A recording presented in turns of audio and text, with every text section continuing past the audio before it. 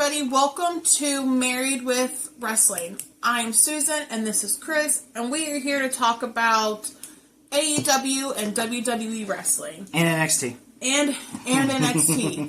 We talk about what we like and what we don't like, but I don't know if there are really that many dislikes. This was a really good week. It was. In wrestling. So This past weekend we had Money in the Bank and we had Heatwave.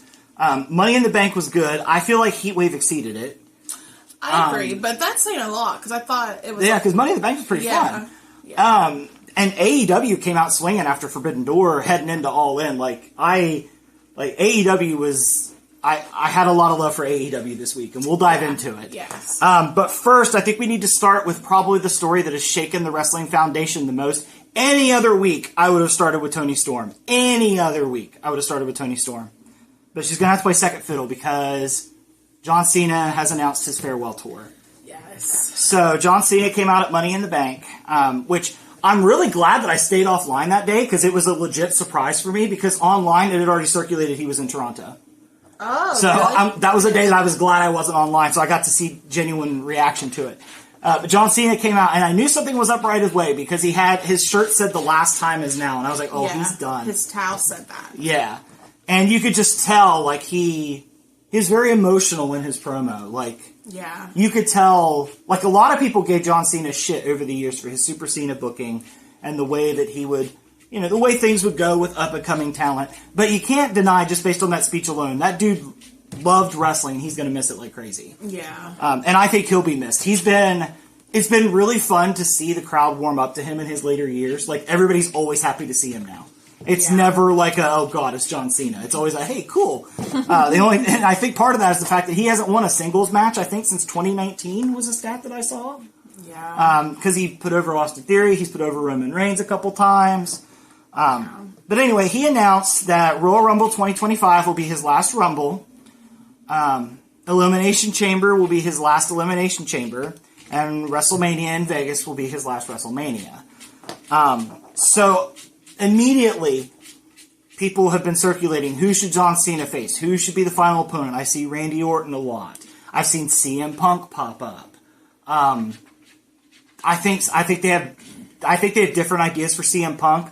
But it wouldn't surprise me if him and CM Punk did it one more time. Yeah.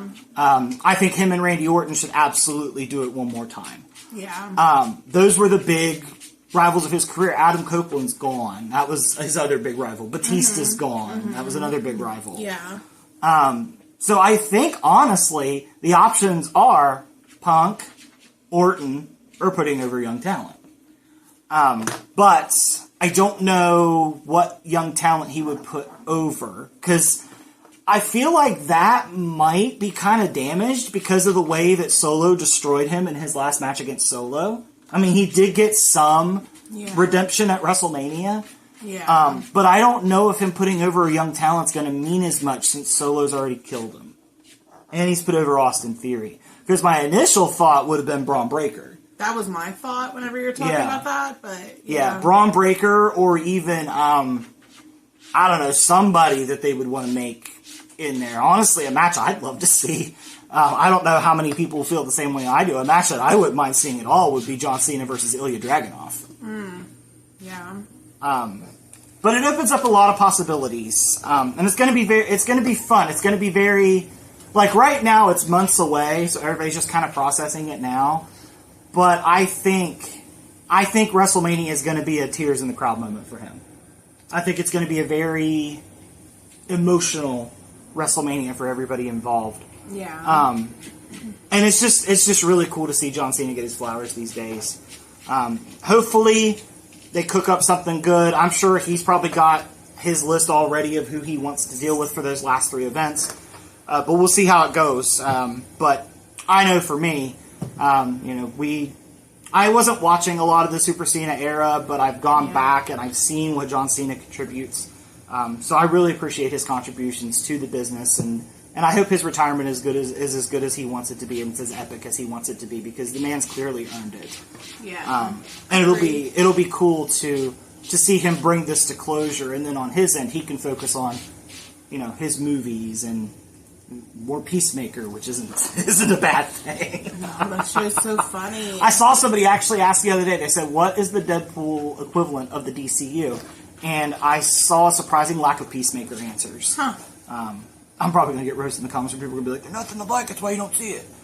But yeah, thank you, Cena. We'll see you at the beginning of next year. We'll see what they've got cooking for him. Now that we've got John Cena out of the way, we could talk about Toni Storm's murder at the end of Dynamite. So, the past few weeks, the way we've been watching is this week we watched a day behind. That way we could DVR it, fast forward through the commercials. And so, I knew shit had gone down at Raw, which we'll talk about next. Yeah. And normally, whenever I'm looking at the online reaction, like, Dynamite might have something that comes up, like a couple things. This was everywhere. Like, all I saw was boards of major spoilers. Shit went down. Like, and I couldn't figure out, I was like, what in the world would have gone down? And then when we got to watch Dynamite, they announced the main event as Mariah May and Willow Nightingale. I was like, this is the main event. Okay, what the hell happened? So, Mariah May and Willow Nightingale have their match, which was a really damn good match, by the way. It was. And AEW's women can cook if you give them time and give them a decent story. I may be in the minority here, but I kind of feel like AEW's women's division, compared to how they usually are, is cooking right now. Willow and Statlander's story is good, and it doesn't even involve a title. Yeah. I like the Mercedes Britt stuff. And then I like the Toni Storm and Mariah May stuff. Now I've moved into love that stuff. Because Mariah May beat Willow Nightingale. There wasn't any help from Toni Storm. She did it clean as a sheet. No problem. I think a ref went down at one point, or a ref got messed with it. Not much happened. Statlander did get involved. Statlander and Stokely. Yes. Yeah. But still, like, even after they got involved, Willow still looked like she could win the match. Yeah, so it wasn't like Mariah May needed that to win. But Mariah May did win. And of course, Toni Storm celebrated like the proud mentor, I guess, is what their relationship is. A very loving mentor. So they even get to the point where they skip up the ramp, and I'm sitting here and I'm like, okay. I was like, here's where Toni's gonna turn on Mariah May. My initial thought when I saw the main event was, I was like, oh, Toni Storm's gonna screw Mariah May. And that's the story we're gonna tell. No. That's not what happened at all. So they skip up to the ramp, and Mariah May runs over, and she grabs the Owen Hart Cup belt, and then she bashes Toni Storm in the head with it. And I was like, I remember I was sitting there on the couch, and I was just like, oh shit. I was like, I didn't expect that. It didn't stop there. No. So she whipped her with the Owen Hart belt. Toni Storm started bleeding everywhere, which was awesome. Luther got taken out. He got thrown off the stage through a crash pad or something, so Luther was out of the equation. Mariah May took Toni Storm's shoe and started opening her up more with the heel of her shoe, and Toni Storm was selling her. She was selling it like she's being murdered. She was like, Mariah! Yeah, like it was like it was insane. It was absolutely insane. Mariah May absolutely destroyed Toni Storm. She did. And there was blood everywhere. Mariah May had it swiped across her face. Like, there were clips of her walking backstage just nonchalantly with the blood. I saw a great poster. I don't know if this is an official poster or not, but it was a poster that somebody had made somewhere. I don't know if it's official or not.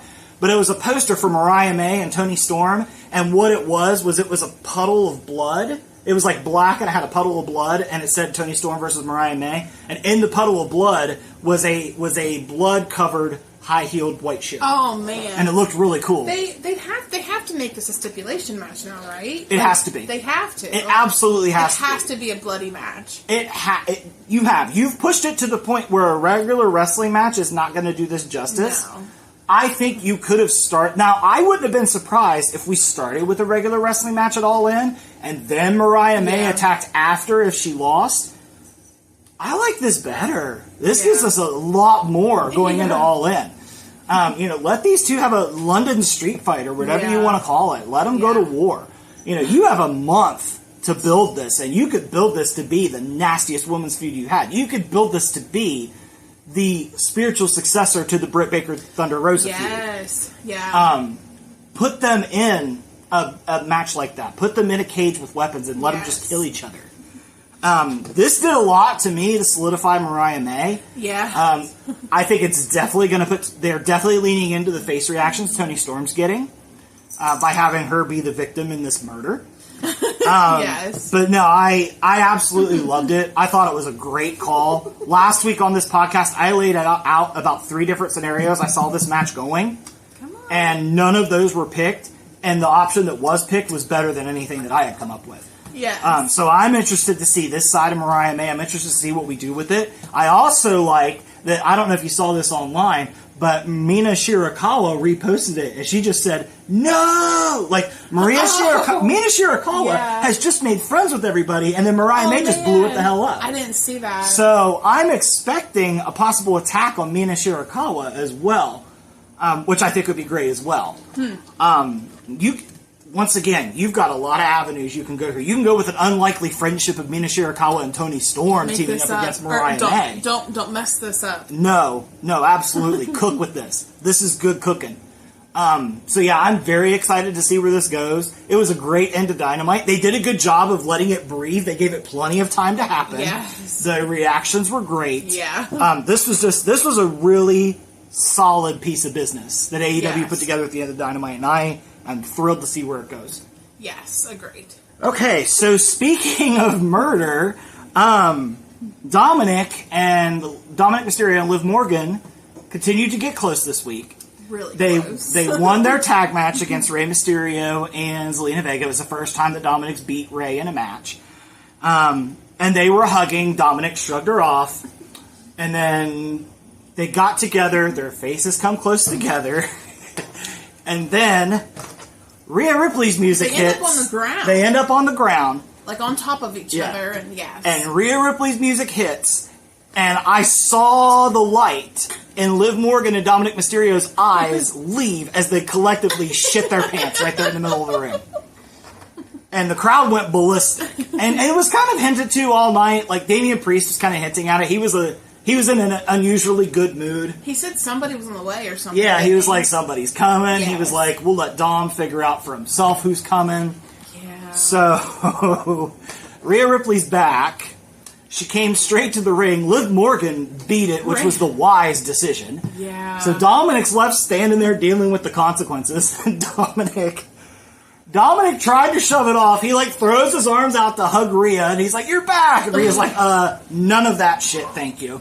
I've seen the funniest videos, though, where it's Chyna and Eddie Guerrero, and he's, groveling to Chyna, and he comes in the door, begging for forgiveness, and, so many people want Dominic to kind of mirror Eddie Guerrero. I mean, he could. He's already doing it with the haircut and the mustache. And, I mean, Rhea Ripley is, the perfect next generation Chyna. Yeah. But it's interesting. The Judgment Day is a very I'm enjoying the Judgment Day right now. I like Priest's whole, I want to run this thing, but I don't need it in my life, kind of. Yeah. Which he ended up winning. Don't embarrass me, but... Yeah, exactly. Exactly. And, you have Finn and JD that are like, yeah, but we're champs, and Liv did it. Yeah. You've got Carlito just along for the ride. Just wanting to be cool. Yeah, just wanting everything to be cool. But what was fun, before the tag match, Liv was, stretching Dom's hamstring or something. It was a very compromising looking position. And Damian Priest walked in on it. And the funniest thing was, Damian Priest walks all the way in the room. And Finn Balor and JD McDonough's heads just peek around the corner like cartoon characters. Just ooh. And Carlito comes all the way in, and Carlito's just like, yeah, this is cool. And Damian Priest is like, no, it's not. So I've said it before, I really love Carlito in the Judgment Day. He's brought so much more in his current personality than he was as a face with the LWO. The Judgment Day does really good with having, comedy mixed in with it. They do. Once they were done with R-Truth, they brought in Carlito. Yeah. JD and Dom are kind of funny in their own. They do funny things. Yeah. So, I feel like if Rhea's cleared to go, and I don't really know a lot about what her status is right now, but people were thinking we might get Liv and Rhea at SummerSlam. However, if Rhea's not cleared to wrestle, WWE has shown through the the Punk and Drew McIntyre feud, they can do a good story. That you could do a good story with somebody that can't get in the ring yet. Very true. And yes. Liv and Rhea would have that same degree of personalness that the McIntyre CM Punk feud has. Agreed. Because Liv literally has tried to take everything, and she almost successfully took Dom. Yeah. So we'll see where this goes. It's definitely setting up for Monday. For all the ads on Raw this week, that's what they're pushing. Like, Rhea Ripley's back. There's going to be hell to pay. Yeah. Dominic's in trouble. So it's going to be very interesting to see what becomes of this. I'm interested to see how Dom tries to smooth things over. I'm interested to see how much investment Priest is going to have in this, because he's got Gunther coming up. So him and Gunther have their face-off next week. So glad Gunther's back. I'm ready for Gunther to be world champion. Yes. Wrestling was so fun this week. It was. Okay, so let's go back to Heatwave. So NXT Heatwave was really good. It was one of those shows where, like, the first match, Oba and Wes Lee, was really good. And it was a constant, okay, how are they going to top that? Yeah. Okay, how are they going to top that? Including a takeover level tag match between Nathan Frazer and Axiom and Chase U, which, I'll be completely honest, I like Chase U. I like Axiom and Frazer. I wasn't super invested in this match when it was announced, but holy shit did those guys cook. I wanted Chase U to win. I kind of thought they would. I thought you were going to say Yeet. No, I kind of thought that they would win. But Frazier and Axiom retained. There is still more to tell in that story, because there's a lot of dissension still. There is. There's going to come a point where Nathan Frazier's distractions are going to cost him the title, and Axiom he's focused on selfish reasons. Yeah, that's what I cannot think of the word. He's focused on his singles career. Yes, thank you. But one of these times, it's going to happen, and they're going to lose the titles, and Axiom's going to lose his shit. And I'm waiting for it to happen. The other major thing that went down on Heatwave was we have a new NXT champion. And I know for us, we couldn't be happier with who NXT champion is. Yes. As Lex takes my pencil. Ethan Paige has been in NXT for 6 weeks. 6 weeks. And he's NXT champion, and I couldn't be more happy. No, I was so pumped. I know. Like, and everybody that I saw, like, it was so cool to see him get his flowers online. He's just such a good guy. He is. He's a big reason of why we came back to wrestling. And to see him not only hold a title, but that title is awesome. I'm so excited for his future. Clearly WWE sees money in him. Yes. Clearly, because they have pushed him to the moon since he stepped foot in the door. Yes. He's already on the online banner for NXT as well, when they changed him up. Like, they see Ethan Paige as a big player. And that makes me very, very excited, because he's worth it. He's a good dude. Yes. He's talented. And honestly, NXT, the talent in NXT is really good. But whenever they pick up a mic, Ethan Paige runs circles around 90% of the NXT talent. A lot of NXT talent seems very robotic. Very robotic, wooden, formulaic. Yes. Ethan Paige, you know who Ethan Paige kind of reminds me of? Ethan Paige kind of reminds me on the mic of NXT's Kevin Owens. Oh, Like the way he talks is very real. He's very self-aware of what's going on. Yeah. He doesn't stick to a formula. He'll interrupt and interject if he feels the need to do it. Yeah. His promos just feel very natural. He feels like he would be a natural asshole. He did a lot of indies, though. He did. Yes. And he's really good at, like, a lot of NXT talent will, like, if it's a babyface, they're good at, like, bringing the crowd in. If it's a heel, for the most part, they kind of just truck through it. Ethan Paige will stop and acknowledge how they're treating him and call it out. Yes. And the Fatal 4-Way to do it was, the finish was very creative. So if you didn't see it, it was getting to the end of the match, and Ethan Paige and Javon Evans were in the ring cooking. Yeah. And Trick Williams comes in, hits a knee on Sean Spears, sends him out of the ring, hits a knee on Ethan Paige, as Ethan Paige has already knocked Javon Evans down. So as Javon Evans goes down, Ethan Paige gets hit with a knee from Trick. Ethan Paige falls on Javon Evans, and the ref starts counting. Trick Williams realizes what's going on, but Sean Spears has his feet on the outside to keep from getting there. And the camera work was really good, because the way they shot the camera, we got Trick's full reaction to having to watch the 3 count be counted, and he couldn't do anything to stop it. Yes. And Ethan Paige is fucking unconscious on top of Javon Evans and doesn't even realize he's won. Like, it cuts to him later, and he's like, I won? Like, but of course he gets to NXT and he's like, of course I won.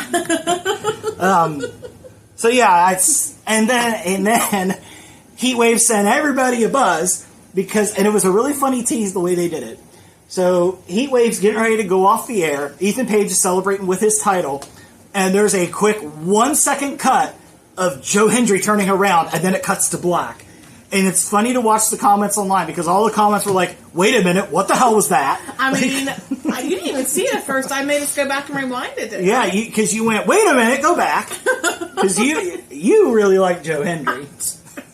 And Joe Hendry actually showed up on NXT this week and helped Trick beat Shawn Spears and Ethan Page in a tag match. I mean, granted, Oro Mensah showed up and chased Ethan Page off, so Shawn Spears was left on his own. Joe Hendry's taken over because I was just scrolling. I don't know if I was on Instagram or TikTok, but Joe Hendry popped up, this random video, but it wasn't like a wrestling site that posted it. So I was like, well, that's weird. So I went through the comments, and everybody was just like, who is Joe Hendry, and why does he keep popping up on my feed? Who is this guy? So he's like taking over. He really is. I saw, and I've seen so many different things. I saw a post the other day that said, which one do you believe in more? And it was literally Joe Hendry on the left, Joe Hendry on the right, Joe Hendry upside down. Like, those were your options. Who did you believe in between those four? But yeah, he has taken over. His responses are huge. I feel like WWE is just waiting for the day that his TNA contract's up, and they're going to bring him over, and he's going to be a shit ton of fun. I just can't stop giggling over Joe Hendry, but and he's just, I think the other thing too is he's so earnest. It's just the way he turns around. Yeah. I found the thing that gets me the most, especially because there's a lot of Joe Hendry gifts. He's a gift machine. But my favorite one that I've seen, and I used it the other day, is literally just him clapping. Like, that's a gift by itself. And every time I see it, I have to stop and laugh. Like, there's been a couple times that, like, I was in my office and scrolled across it and laughed, and my office mate has no clue what's going on. And I don't even know how to begin to describe Joe Hendry to somebody that knows nothing about wrestling. So I'll find out one day. But then Joe Hendry not only showed up to help Trick Williams, Joe Hendry got the pin. So we'll see. We'll see what the future of Joe Hendry and NXT looks like. NXT and TNA in general, because we've got, I know Charlie Dempsey and the No Quarter Catch crew had a match over on Impact, or not, yeah, the show's called Impact, it's for TNA. That gets confusing real quick. So I like this partnership. It's like WWE started its own Forbidden Door. AJ Styles and Io Sky had matches in Japan this weekend. I feel like it'll be good for the WWE talent that might not really have, like, they might not know wrestling outside of WWE's little bubble. I feel like it's good for them. I think it is. And plus, it gives your talent a chance to do something that they might want to do if you don't have anything for them. Like, after the Cody Rhodes feud ended, the AJ Styles didn't really have anything to do. Yeah. So what they do, they send him to Japan, where he really set himself apart, and gave him a headline match in another promotion. That's a great use of AJ Styles. Yeah. I'm sure Bryan Danielson somewhere is like, oh, cool, they couldn't do that for me, but they'll do that for AJ Styles. But it was a different era. I kind of wonder if Bryan Danielson was still with WWE, if he would have gotten a chance like that at this point. Probably. But I think AEW's worked out good for Bryan Danielson. He's gotten to check a lot of stuff off his wrestling bucket list. Yeah. I think he's right where he wants to be, where he needs to be. Yeah. But going back to NXT, yeah, good stuff this week. We're pushing Thea Hale again, which is fun. So yeah, she's wild. Yeah, and I say it every week. If you're not watching NXT, you're missing out. And I will admit, when we first started watching NXT, it took us a couple weeks to get into it until we figured out who everybody was. But once you get invested, it's worth it. Yes. And it's cool to see what the future is going to look like. If you watch NXT and you get into it, you're going to realize WWE is set talent-wise for the next 20 years. Yeah. Like, they're in good shape. They are. Okay, so let's go back over to AEW real quick. We talked about the ending of the Women's Owen Hart Cup with Mariah May and her systematic murder of Toni Storm. Yeah. But in the other finals, the men's finals, I'm convinced Hangman Page and Bryan Danielson are incapable of having a bad match together. It just does not compute for them. Those two have fantastic chemistry. They do. They are really fun to watch wrestle each other. Yes. And I honestly thought AEW swerved me. No pun intended. You are obsessed with Swerve's song right now, but go ahead. Yeah. Anyway, I lost train of thought because the accidental Swerve pun. I thought Hangman was going to win to get to Swerve, and I thought Swerve would drop the title to him and all that. And I thought that was what we were building towards. Mm-hmm. We were not. Bryan Danielson won the Owen Hart Cup, which honestly is the right call. Bryan Danielson should start winning some stuff, especially since this is last year. Yeah. So he won the Owen Cup. He's going to go fight Swerve at All In, which is a match that I didn't know I needed, but I'm kind of excited to get. Yes. But Hangman just left. Like, he didn't get mad. I mean, Jeff Jarrett came in and counted the pinfall to beat him, but he didn't kill Jeff Jarrett like I thought he might. Yeah. He just left, and he went and he found the Elite, and the Elite had offered him a chance last week to be in their Blood and Guts match, and he pretty much told him to pound sand. But he showed back up, he pounded on their door, Okada answered, and Okada's just like, he was like Lurch in the atmosphere. He's like, can I help you? And of course the Bucks come out and they're like... You chuckled at your own joke. I'm not chuckling at my joke. I'm just chuckling at Okada. Oh. Okada cracks me up. He's one of the greatest wrestlers in the world, and at his heart, he's a comedy goof-off, and I kind of love him for it. So the Bucks came out, and they're like, what's going on? What do you need? And Hangman decided to take him up on their offer to go into Blood and Guts. Yeah. Which, if you're Hangman, he'd probably rather have that anyway, because earlier in the night, Swerve had announced that he's joining the Team AEW Blood and Guts team. Yeah. So right now, as it stands, Blood and Guts, which is happening either a week or 2 weeks from Wednesday, I can't remember. I didn't short circuit, I was thinking. It's happening in a couple weeks. So far we have Team Elite, which is going to be the Bucks, Jack Perry, Okada, and Hangman. So there's our 5. And Team AEW so far, we only have Swerve, which... Swerve in the death matches with Hangman Page, yeah. Swerve's going to have some fun in Blood and Guts. And the other person that's announced is Mark Briscoe. Oh, you forgot Mark Briscoe? No, hell no. I'm not going to forget Mark Briscoe. So Mark Briscoe is also in the Blood and Guts match. So I love the Blood and Guts matches as it is because I love car crash matches. Sometimes it's too much for me. Well, it might not be this time because so far Moxley's not in it. Moxley's not in it. Yeah. Speaking of which, did you see the video that was posted of Jon Moxley's daughter hitting a wrestling move on him while he was sitting on the couch? No. It's so cute. The look of pride in his face, I know Jon Moxley has this hard ass hardcore image, but I'm not gonna lie. Based on what I've seen on social media, he's an adorable dad. Just this violent dude being a good dad in his heart. Just it's very wholesome. It's wholesome violence. That should be his next wholesome violence. He takes care of people, but he'll also murder you. It's great. But anyway, we don't know who the other team members are going to be for Team AEW. Darby Allin's back, but I doubt Darby Allin's going to get involved. I can't remember. Brandon Cutler. So he might, because he told the Elite it wasn't over. So Darby Allin might be back, because he killed Brandon Cutler. For some reason, Brandon Cutler's face was painted like Darby's, too, so I don't know. I don't know. Was Brandon Cutler walking around making fun of him? I thought that Darby did it to him. It'd be really hard to get that down with somebody that's fighting you. Because Brandon Cutler was conscious. He was rolling around. Know. If he was looked dead, then yeah, I could see it. But I don't know. But we'll see. We'll see if Darby will be back in the match. If Darby's back in the match, Darby's going to do something even crazier than being hung upside down like a field-dressed deer. Gosh, yeah. That is going to be really fun. Also, we've been cooking a little Will Ospreay MJF feud since MJF's been back. And I have to say, I really like what AEW's been doing since Forbidden Door. I don't necessarily 100% buy why MJF turned back heel. I understand what they were going for. I understand why they're doing it. But it feels very similar. It's done a little bit better. But it feels very similar to when they tried to force Becky Lynch heel whenever she attacked Charlotte. Yeah. And the response of the crowd was, yeah, fuck Charlotte. And we weren't buying the heel turn. Yeah. It kind of felt like that, but the crowd has played along better with this one because MJF's kind of gotten in and done his digging. Yeah. And plus, if you were going to try to sell it, putting him up against Will Ospreay was a great way to do it because Will Ospreay always has the crowd in the palm of his hand. Yeah. So I think that was a wise decision. I think if you were going to do that, I think Will Ospreay was the way to go. I'm a little concerned about where we're going with this because we're already doing the Ospreay MJF match next week on Dynamite. So I see this going going one of three ways. The first way, I really hope it doesn't go, is they just have their one-on-one match, someone ends decisively, and then the feud is over. I don't want that. That seems like typical Tony Khan blowing your load early booking.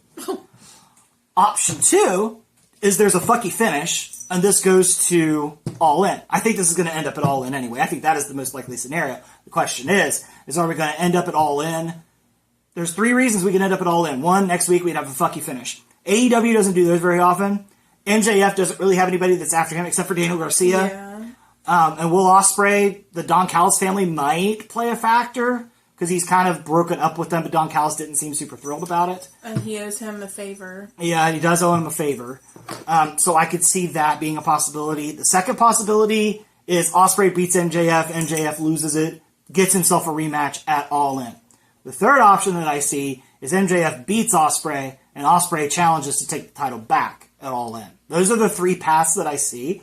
I'm hoping, like Toni Storm and Mariah May, there's another path I'm not seeing. Because, I don't know, we could have built more to go to All In, unless All In's the rematch. But, at the same time, I could kind of see why they pulled the trigger, because All In is still a month away. It's not till August, 25th, so it's over a month away. It's 6 weeks away. So they have a ways to go. My wallet thanks you, AEW, for having such a long break between pay-per-views. Please get those on Max. That would make my life so much easier. Just put them on Max. But anyway, we'll see. I'm going to let it cook because it's MJF and it's Will Ospreay. But this one concerns me a little bit. But other than that, I think AEW had a great week. Agreed. Okay, so earlier I talked about the personal feud between Drew McIntyre and CM Punk. And what I like is now Seth Rollins has skin in this game as well. And I like this because this gives Rollins something to do that's meaningful without chasing the title again. So the way this went down, Rollins lost his chance because he lost the match. It was a triple threat. He technically lost. He didn't take the pin, but he lost. So he can't challenge anymore. CM Punk started the show, came out talking about how Drew McIntyre's actions had consequences. Money in the Bank was last week. Drew McIntyre cashed in and failed. Which I said on this podcast I thought would be kind of a waste of the Money in the Bank briefcase. I still feel that way. I still feel like we could have done something different. I think Punk could have screwed him before he even got the briefcase. I think we could have done that. But I do like this because the way they did it did give Seth Rollins something to do that didn't involve the world title. So I still think it was a waste, but I think the fallout from it's going to be okay. So Punk came out, he was talking about how actions have consequences, which you laughed at because of who was saying it. I saw you laughing. So he comes out, and he cut a really good promo. CM Punk typically can spin a yarn on the mic. He's good at it. It's what he does. So the only thing his body can hold up for most of the time. There's my little shot for the day. I know, burn. So Rollins is out there talking about how Drew's gone. Drew's been indefinitely suspended because Drew lost his shit after Money in the Bank at the post show. He elbowed Adam Pearce. Wade Barrett had to step in and be like, you need to go the fuck home now or you're going to lose your job. So Drew McIntyre was gone this week. Give the dude a week off. The dude's earned it. So Punk's out there talking about that. Rollins comes out and Rollins is like, you got in my way. Your little personal vendetta screwed things up for me. He has a right to be pissed. I would be too. And he actually got to the point where Punk told him, he was like, if what I did screwed you over, that's my bad. I'm sorry. And it was very jarring because Punk doesn't apologize to people. So it was very interesting that he got that out of him. And Rollins just pretty much made fun of him for it and was like, well, he was like, you're on the shelf now. I can't do anything. He said, but as soon as you come off the shelf, I'm going to break your arm and put you back on the shelf. So Rollins has that little bit of mean streak going there. And then I really liked what Rollins was cooking in his promo this week. And then he ended it with telling Punk himself, Punk's whole point of his own message, your actions have consequences. And then he left. So I am all here for Drew McIntyre, CM Punk, and Seth Rollins to just destroy each other. I'm here for that. I think I'm kind of wondering, because a lot of people were wanting the one-on-one Drew and Punk match. That's what a lot of people were clamoring for. I'm kind of wondering if, number one, Rollins was put in this feud to give him something to do that wasn't chase the world title. Because it kind of feels like anything else for... He's kind of like Raw's Cody. Like, if he's not chasing the world title, it feels like he's kind of spinning his wheels. Because everything else is, like, below him. I don't think it helped that he was involved with all the WrestleMania stuff. And every character there was, like feels like a bigger deal than everybody else on the roster. Which is unfortunate. You know, I hate that. But it happens. Like, even, I'm a Cody guy, and I feel like anybody that Cody feuds with, since he had such a long feud with Roman and Brock Lesnar, I feel like the main roster just doesn't, the rest of the roster doesn't stack up to those levels. But he's trying. But going back to Rollins, it gives Rollins a chance to do something that's not chasing the world title, and also, if they put Rollins in the match with McIntyre and Punk, that's going to take some physicalness out of Punk that might help him make it through the match. To kind of split that workload between Rollins and McIntyre and Punk. So I think that might end up being the SummerSlam match if Punk's ready to go. I think it might be a triple threat.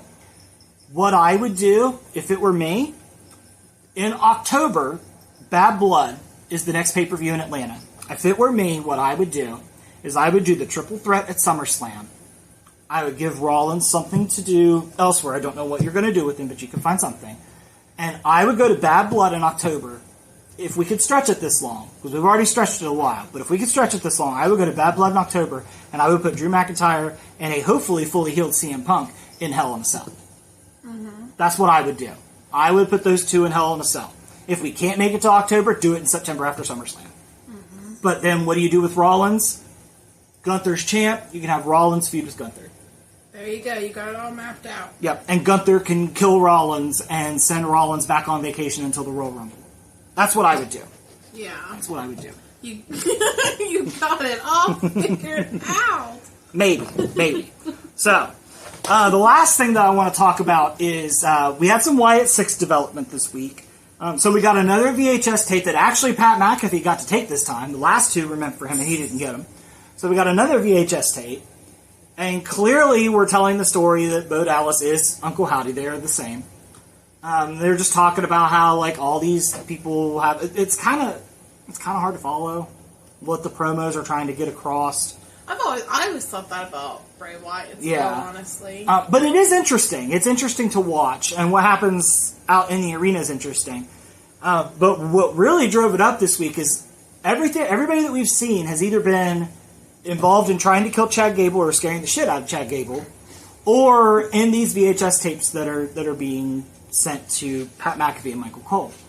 So this week, Adam Pearce goes into his office, and we don't know what happened. All we know is he opened the door, and Bo Dallas is sitting in his office. And Adam Pearce doesn't look like shocked or worried or anything. It looks like he was kind of expecting him to be there.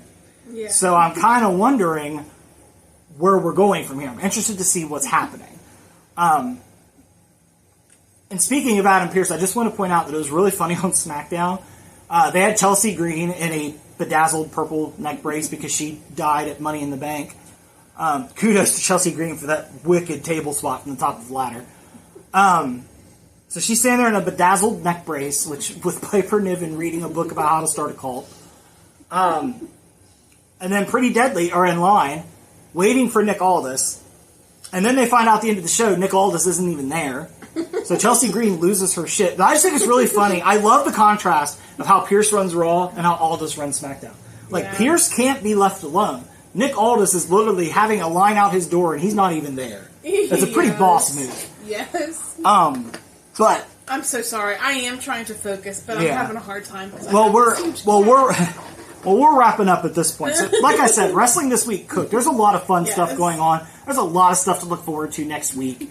AEW or WWE is hurtling towards SummerSlam, which is going to be really, really fun. This is the last year that SummerSlam is only going to be one night. Next year, I think 2026 is the first year it goes 2 nights. So it'll be this year, next year. So that's going to be a lot of fun. We've got Logan Paul and LA Knight official. Please let LA Knight take that title off Logan Paul. Logan Paul's defended the title twice. It's worse than Roman Reigns. Get it off of him. Give it to LA Knight. LA Knight needs gold, and he needs it now. And AEW is cooking towards All In, so they're going to have their best irons in the fire as well. So a lot of good stuff to look forward to. you know, when wrestling clicks, there's nothing else like it. It's better than anything else when it's cooking. Yes. So, you know where to find us on the socials, on Facebook at Married with Wrestling, here on YouTube. Make sure to like, comment, subscribe. It does help the channel if you subscribe. You know, leave a comment letting us know if you want us to weigh in on anything or if there's something that you disagree with. It's okay to disagree with us. But go out there, find some wrestling that you like, and watch it because it's a good time. And if you ever get the chance to go to a live show, do it. It's a great time, and if you aren't a fan of wrestling going into a live show, chances are you're going to leave at least saying that you had a great time. Yes. So we will talk to you guys next week. Later.